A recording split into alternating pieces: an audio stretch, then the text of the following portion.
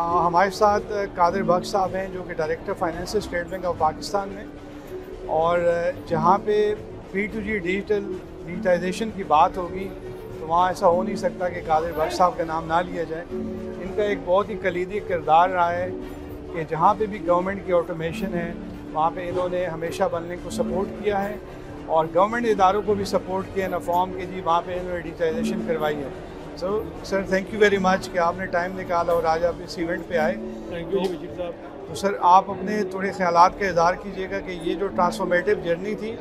इसमें government of Pakistan को किस तरह बेनिफिट हुआ इस डिजिटाइजेशन से, और स्टेट बैंक का जो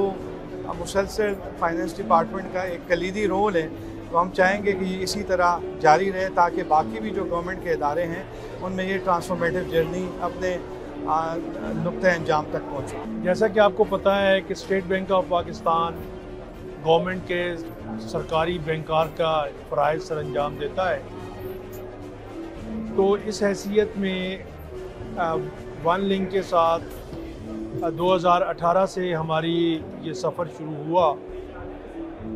जब हमने आम टैक्स पेयर से गवर्नमेंट की तरफ जो कि अदायगियाँ और वसूलियाँ हो रही हैं उसकी डिजिटल मीन से, डिजिटल ज़राए से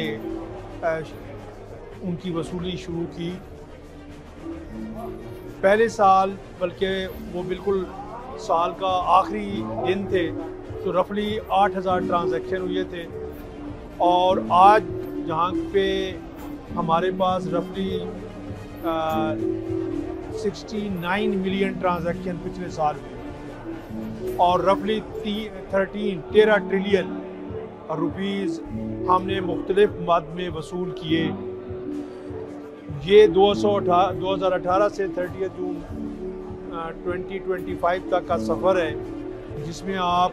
सिर्फ पिछले साल आलमोस्ट जो है नंबर ऑफ़ ट्रांजैक्शन के टर्म में तकरीबन दोगुने हो जाते हैं। जहाँ तक इसके गवर्नमेंट ऑफ पाकिस्तान पे जो मुआशी एतबार से फ़र्क पड़ा है वो ये है कि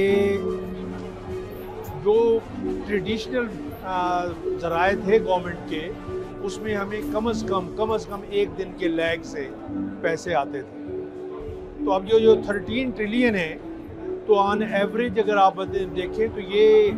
तकरीबन 5 से 6 billion rupees on average government के बैंकिंग सिस्टम में स्टक रहते थे, और 5 से 6 बिलियन का गवर्नमेंट को अलहदा कर्जा लेना पड़ता था सिर्फ इस अमाउंट के लिए। तो ये जो 5 से 6 बिलियन का गवर्नमेंट को बेनिफिट है इन टर्म्स ऑफ सिर्फ इंटरेस्ट कास्ट, साथ ही साथ जो मेजर इम्पैक्ट पड़ा है वो एक सारिफ को घर बैठे डिजिटल मीन से टैक्स का आ जाना, और उसके साथ साथ ये जो गवर्नमेंट में अगर आप आज भी FBR में आपने अपना टैक्स पे किया है तो सिर्फ CNIC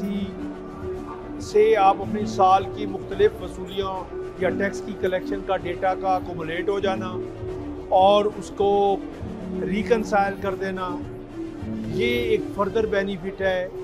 जो कि इकानमी की डॉक्यूमेंटेशन में उसने इम्पॉर्टेंट रोल प्ले किया है, क्योंकि जो उसके तारीखी तरीके थे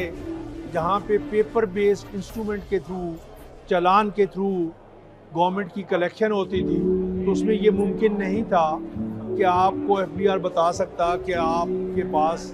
किसी एक टैक्स पेयर के क्या वसूलियाँ साल के दौरान हुई, और वो वसूलियाँ भी एक ज़रिए से नहीं, लोगों के डिविडेंड से आ रहे हैं,